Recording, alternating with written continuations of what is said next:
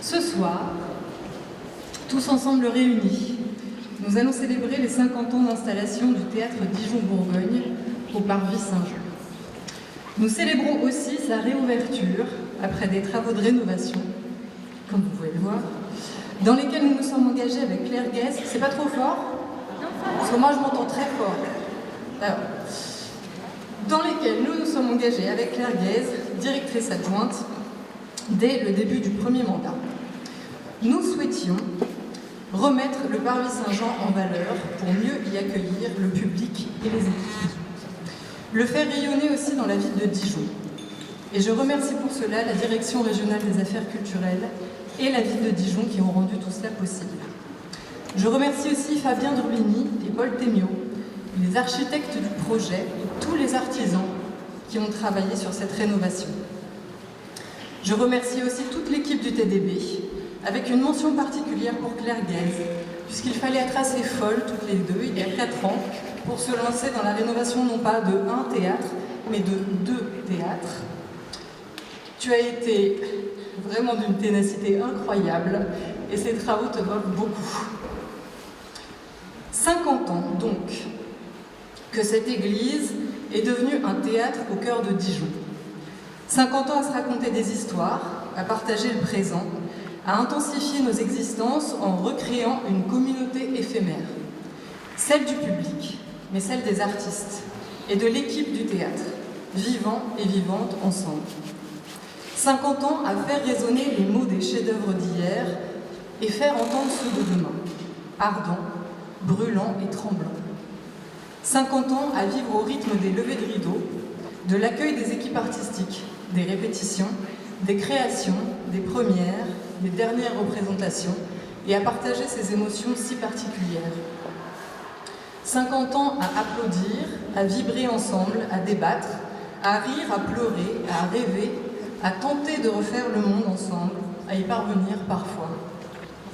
50 ans d'une histoire de théâtre et de l'utopie de la décentralisation d'après-guerre. 50 ans d'un rêve de culture, celle d'une exception culturelle. 50 ans d'une affirmation sans rémission que la culture est pour toutes et tous un bien commun, un poumon, une lumière dans les temps obscurs, un foyer. C'est donc avec une joie incroyable que nous allons souffler ce soir les 50 ans, les 50 bougies, on ne va pas souffler les 50 ans, les 50 bougies de ce théâtre unique en son genre, lors d'une soirée spectacle que nous avons concoctée avec Kevin Kaes, auteur associé au projet de la direction, accompagné de Ingvild Aspeli et du Monstrum Théâtre, qui sont tous les deux artistes associés au TDB, de Gustave Akakpo, Julie Ménard, Karima Elkaraz, Claire Barabès, qui sont les auteurs et les autrices associés. Nous avons aussi invité les élèves du conservatoire et ceux du lycée Montchappet à nous rejoindre. Cette soirée est l'occasion de célébrer dans ce lieu unique le théâtre sous toutes ses formes et ses singularités esthétiques. C'est l'occasion, bien sûr, de célébrer l'héritage de la décentralisation théâtrale, mais aussi et surtout de l'affirmer comme une utopie d'avenir. Pas seulement comme un élément de notre lointain passé qui n'aurait plus sa place aujourd'hui et qui sentirait la naphtaline. Donner à voir notre attachement, et je dirais aujourd'hui envers et contre tout, vu sa destruction à petit feu, notre attachement au service public, à l'utopie de l'équité et de la solidarité que portent ces valeurs. Célébrer ces puissances revitalisantes du théâtre comme un espace de questionnement, de réinvention, d'agora contre les divisions de la société. Nous souhaitions que cet anniversaire ne célèbre pas seulement ce patrimoine, mais qu'il soit aussi un miroir tendu vers l'avenir. Nous avons donc demandé à la communauté artistique des auteurs et des autrices, des metteurs en scène et metteuses en scène associés au TDB, de s'emparer des thèmes de la décentralisation, de l'histoire de ce théâtre, de ce lieu unique, mais aussi d'aller questionner la jeunesse lycéenne et étudiante sur leurs imaginaires du théâtre du futur. Cette soirée se veut donc à l'image du projet du TDB, celui des auteurs et des autrices contemporains et contemporaines, des metteurs en scène, des metteuses en scène, mais aussi est celui de la jeunesse, qui fera le théâtre de demain, afin de le célébrer ensemble.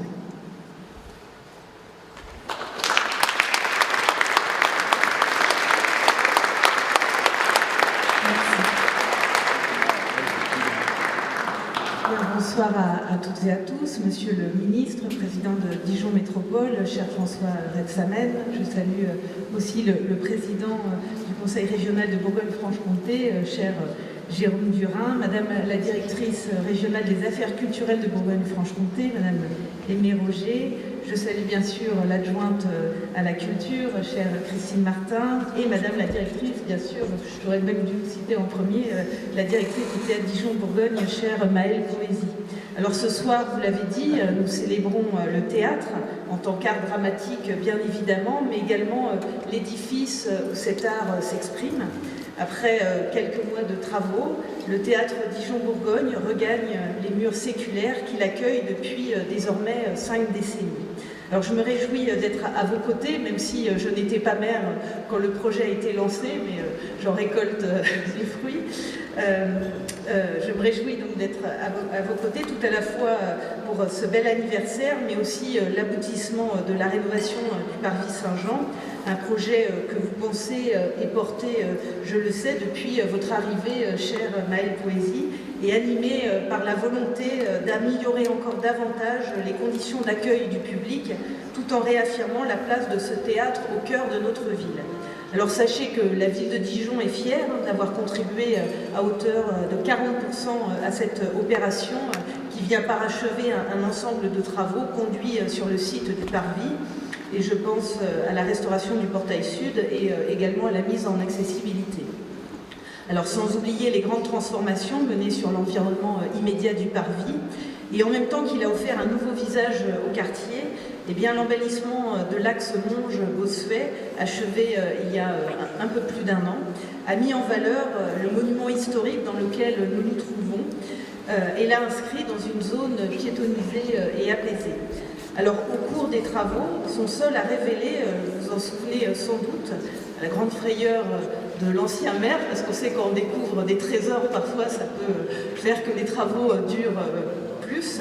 Mais en tout cas, un riche patrimoine enfoui a été découvert, puisque des sépultures et maçonneries qui nous rappellent que cet édifice du XVe siècle, ancienne église devenue Parvis Saint-Jean en 1974, eh bien, a connu plusieurs vies. Et c'est justement ce qui fait toute la singularité de ce Centre dramatique national, par son installation il y a 50 ans, dans ce qui fut jadis l'église Saint-Jean. Eh bien, le TDB prolonge l'histoire de ce lieu emblématique de la ville aux 100 clochers. Voilà qui illustre parfaitement la vision du patrimoine que mon prédécesseur François Rebsamen a porté sans relâche et avec conviction tout au long de ses 4 mandats, et je l'en remercie au nom de la ville. À mon tour, donc, je m'attache à le défendre, car le patrimoine ne saurait être envisagé comme un vestige figé dans le passé, mais bien comme un héritage qui vit, qui respire et qui évolue. Un trésor qui dialogue avec les réalités contemporaines, qui répond aux besoins du présent et s'enrichit des usages successifs. Et c'est ce juste équilibre entre l'audace et respect de l'âme patrimoniale de notre centre-ville qui fait notre richesse. Alors je pense à cet instant à une autre ancienne église du XVe siècle, située pas très loin d'ici, à vol d'oiseau, qui a connu aussi une nouvelle vie en semant un écrin de culture et de partage. Je parle bien sûr de l'église Saint-Étienne, qui est devenue la bibliothèque Colette, et aujourd'hui elle connaît une importante restructuration vouée à projeter avec toujours plus de force ce haut lieu dijonnais vers l'avenir. À Dijon, ville d'art et d'histoire depuis 2009, nous savons que préserver le patrimoine doit aller bien au-delà de l'entretien de la restauration. Cela est bien évidemment indispensable, mais ce n'est pas suffisant. Et pour être à la hauteur de la responsabilité qui est la nôtre, à savoir transmettre aux générations futures le patrimoine dont nous sommes les dépositaires, eh bien nous devons le valoriser, nous devons le faire vivre, l'insérer dans un nouveau présent. Et je remercie vraiment le Théâtre Dijon-Bourgogne de participer pleinement de cette rencontre entre l'histoire et la modernité, tout en défendant une autre conviction qui m'est chère autant qu'à vous. L'accès universel aux vertus émancipatrices de la culture, quel que soit l'âge, les ressources et la situation. Et bien loin de l'illusion d'un luxe ornemental ou distractif, dans laquelle certains s'échinent à vouloir s'enfermer, la culture est un puissant et donc indispensable levier de notre cohésion sociale. C'est une arme contre le déterminisme qui rassemble les habitants, qui rassemble les générations et les quartiers. Et si cette soirée est placée sous le signe des festivités, personne n'ignore les inquiétudes et difficultés des acteurs culturels, vous en avez un peu parlé, cher Maëlle, à l'heure où le défi du désendettement de l'État implique des choix budgétaires importants. Eh bien, le théâtre public en crise, tel est le titre alarmant d'un papier qui m'a interpellée le mois dernier dans Alternative économique, que tu connais bien, chère Christine. Et je sais que le TDB compte plus que jamais sur ses partenaires publics pour être en mesure de poursuivre son projet artistique, s'ancrer toujours plus solidement dans le quotidien des Dijonnaises et des Dijonnais et maintenir une progression accessible à toutes et tous. La culture est sans conteste un service public, un bien sacré, dont le financement ne doit pas être sanctuarisé. Et sachez, chère Maëlle Poésie, que notre soutien demeurera indéfectible. Mesdames, Messieurs, souhaitons collectivement au Théâtre du Parvis Saint-Jean un 50e anniversaire à la mesure de ce joyau patrimonial singulier, chargé d'histoire autant que de sens. Certes, le rite artistique s'est substitué au rite religieux, les messes ont cédé la place aux représentations, les sermons aux répliques, l'autel à la scène, les fidèles aux spectateurs, et pourtant l'esprit demeure. De l'église édifiée sous nos illustres ducs de Bourgogne à l'incontournable établissement culturel que les Dijonnais fréquentent aujourd'hui, le Parvis Saint-Jean, fidèle à son passé et tourné vers l'avenir, poursuit son histoire, celle d'un lieu de communion laïque et culturelle, de questionnement, de transmission et de partage dont nous avons toutes et tous tant besoin. Je vous remercie.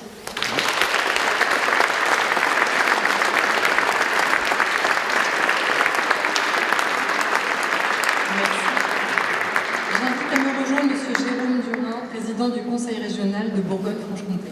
Monsieur le ministre, Monsieur le Président de la métropole, cher François, Madame la maire de Dijon, chère Nathalie, Madame la directrice régionale des affaires culturelles, Madame la directrice, évidemment, qui nous invite ici, Mesdames et Messieurs les élus, Mesdames et Messieurs, et puis surtout, Mesdames et Messieurs des équipes artistiques, techniques, administratives du Théâtre Dijon-Bourgogne, puisque c'est votre anniversaire.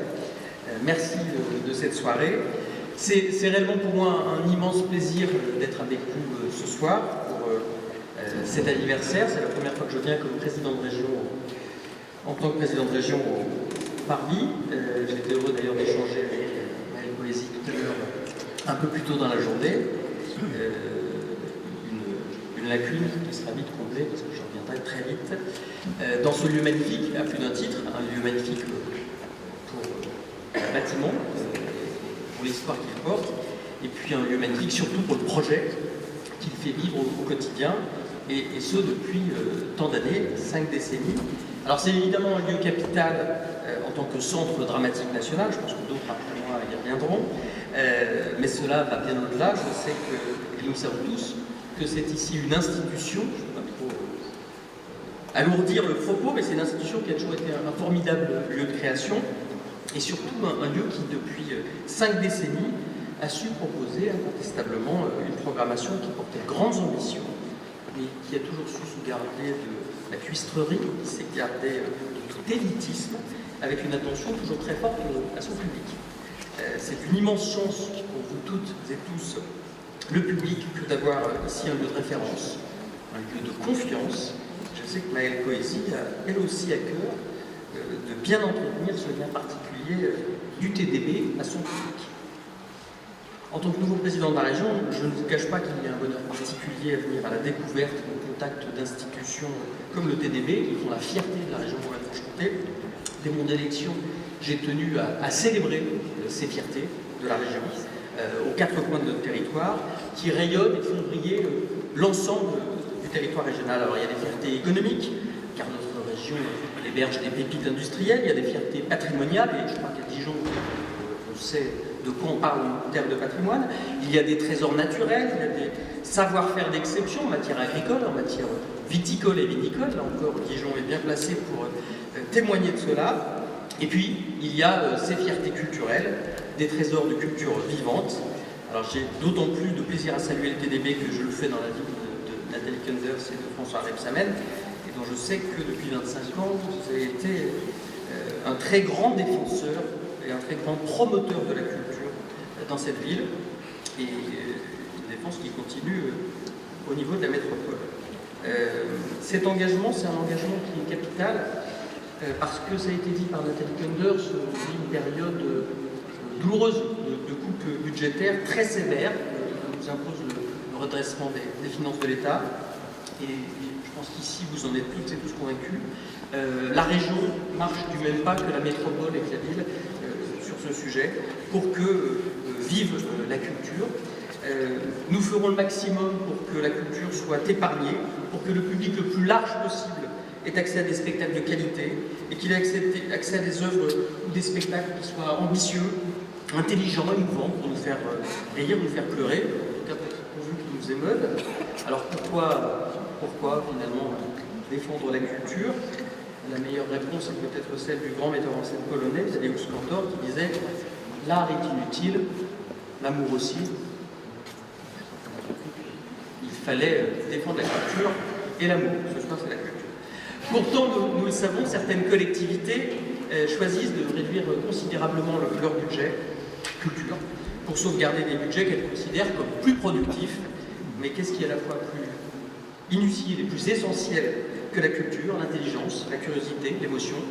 Et à la fois pour chacun de nous, et puis d'un point de vue collectif, ma conviction, et je sais que c'est partagé ici à Dijon, c'est que rien n'est plus précieux que ça.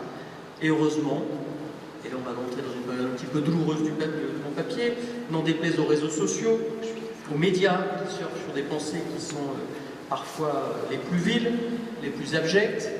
On se sent parfois seul dans la période quand on évoque la question culturelle.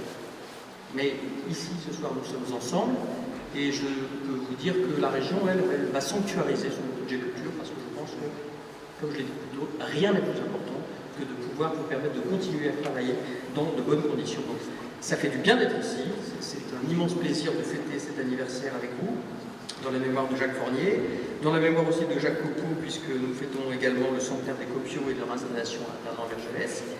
Et puis de partager ce plaisir de l'anniversaire aux côtés de Maëlle Poésie et de son équipe. Je vois qu'elle continue de porter avec cette belle ambition un projet dans un lieu magnifique, avec une grande histoire.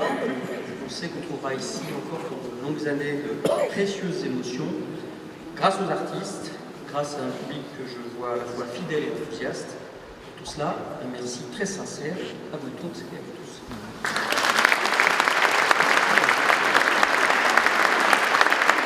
Je vous remercie. Nous rejoindre Madame Aimée Roger, directrice régionale des affaires culturelles de Bourgogne-Franche-Comté.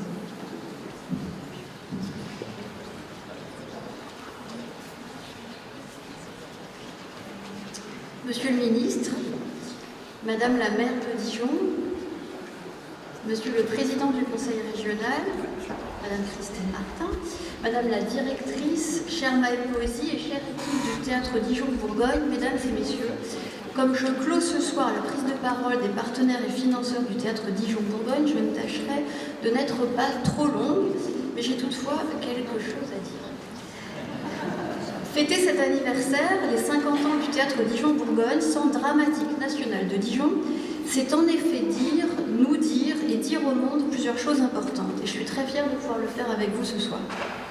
C'est d'abord célébrer toute la pertinence et l'absolue actualité, encore et peut-être plus que jamais, de ce qu'on appelle la décentralisation théâtrale à laquelle Maëlle a fait référence. Cette politique publique initiée par l'État au sortir de la Seconde Guerre mondiale. Il s'agissait de faire profiter toutes les régions de France de spectacles de qualité, de créer partout en France et de le faire en partage, c'est-à-dire en visant à en démocratiser l'accès, en faisant en sorte que ces propositions s'adressent à tous les habitants, sans considération de moyens, d'âge, de diplôme, d'origine, quelle qu'elle soit. Cette politique s'est affirmée, précisée naturellement et consolidée depuis. Et elle associe bien évidemment l'État, via le ministère de la Culture, mais aussi les collectivités territoriales, et ce depuis de très nombreuses années. Ces objectifs sont toujours vifs. et les centres dramatiques nationaux l'un des outils les plus fameux de cette politique. Au travers des 50 ans du théâtre Dijon-Bourgogne, c'est aussi toute la force de ces idéaux partagés que nous célébrons. Car si le ministère de la Culture finance ici beaucoup le fonctionnement de ce théâtre, ce serait bien peu si la ville de Dijon, qui est aussi la propriétaire des lieux, et le conseil régional n'en étaient pas également des partenaires de poids. Dans d'autres structures culturelles, les équilibres sont différents, voire souvent inverses entre nous. Mais ce qui importe, c'est que dans tous les cas, nous savons ici nous compléter, nous articuler, nous conforter et nous mobiliser, collectivités territoriales et services de l'État en charge de la culture. Car nous sommes convaincus que la culture n'est pas un supplément d'âme. Elle est ce qui rassemble, elle est ce qui relie. Elle n'est pas essentielle. En réalité, elle est vitale pour une société démocratique et sûre d'elle-même et de ses valeurs. Cet anniversaire est également, bien sûr, outre la célébration de ce bel outil et de ses partenariats, l'occasion de rendre hommage à une lignée, une succession de directeurs qui ont marqué la vie de cette maison et le paysage théâtral, à la fois au plan national, mais aussi bien sûr ici en région. Tous ont été invités, bien sûr, et plusieurs seront évoqués lors du moment suivant. À travers eux, et avec vous, chère Maëlle, qui êtes aussi la première directrice de cette histoire, et c'est heureux, on pourrait dire, il était temps, ce sont des générations d'artistes, d'auteurs, de salariés, de techniciens aussi, bien sûr, qu'il s'agit de saluer. Ce théâtre a vu l'éclosion d'œuvres importantes, de tournées, qui ont porté la création partout en France, comme dans le monde, et qui ont forgé le regard du public de Dijon, à Dijon, mais aussi dans toute la région. Mais aussi dans d'autres lieux de culture ou de sociabilité, ou encore d'enseignement, comme votre projet, chère Maëlle, aime à le déployer, y compris hors les murs. Ces 50 ans, en résumé, sont l'occasion de nous dire, de se dire et revendiquer que nous sommes fiers de tenir ensemble cette exigence artistique élevée et destinée à tous. Or, cet anniversaire correspond aussi à la réouverture du Parvis Saint-Jean, après la rénovation du site Jacques Fournier. Vous aviez à cœur, chère Maëlle, avec Claire Guiez, de rendre accessible à tous les publics, y compris ceux en situation de handicap, ce théâtre qui est d'abord, on l'a dit, un lieu de patrimoine. Vous aviez aussi à cœur d'améliorer les conditions d'accueil et le souci de rendre plus économe son fonctionnement et plus en phase avec l'impératif écologique. Ces trois considérations, accessibilité, confort d'accueil et amélioration énergétique, ont bien sûr rencontré les objectifs portés par le ministère de la Culture. Ainsi, l'État, la DRAC, est heureux d'avoir soutenu, avec la ville de Dijon, ces ambitieux travaux. Si besoin était, nous démontrons aussi par là que nous savons faire dialoguer patrimoine et création, patrimoine et légitimes attentes de notre temps. À cet égard, cela a été dit, il faut rendre hommage à votre détermination sans compter, chère Maëlle et chère Claire, ainsi que celle de votre équipe. Et je veux aussi rendre hommage aux architectes du projet, Fabien Dubrini et Paul Thémiot, que je salue, car vous avez réussi, en assurant la maîtrise d'ouvrage du projet, ce qui est rare, à le faire financer et à le faire aboutir exactement comme vous le souhaitiez pour la réouverture, encore ainsi que cette réouverture coïncide avec cet anniversaire. Il n'est pas de plus beau symbole, je crois, que cette réouverture dans cette version améliorée du théâtre pour ses 50 ans. Enfin, vous avez beaucoup travaillé à ce que les spectacles qui suivent soient parfaitement à l'image de votre projet et des valeurs du Centre dramatique national, conduit avec des artistes associés du TDB, reflétant la meilleure création contemporaine et mettant en valeur les partenaires du théâtre comme le Conservatoire à rayonnement régional de Dijon ou encore le lycée Montchappé et sa spécialité théâtre. Il témoigne de la générosité du projet que vous portez. Un grand merci pour cela, très belle soirée à tous et bel anniversaire au Centre dramatique de Dijon.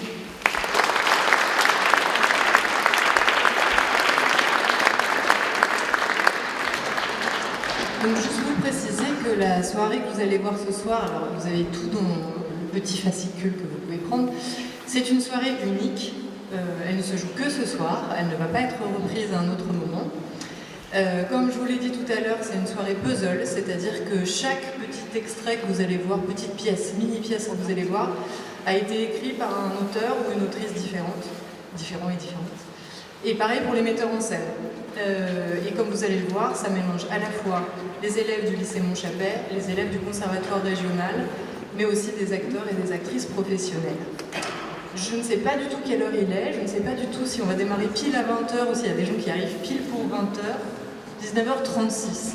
Donc est-ce que nous faisons rentrer tout le monde dans la salle? Est-ce qu'on attend un petit peu, étant donné que, voilà, comme on démarre à 20h pile, je vous propose d'attendre un petit peu et de vous munir surtout de vos billets, puisqu'il y a 2 billets pour les 2 événements de la soirée. D'abord le spectacle que vous allez voir et le DJ set.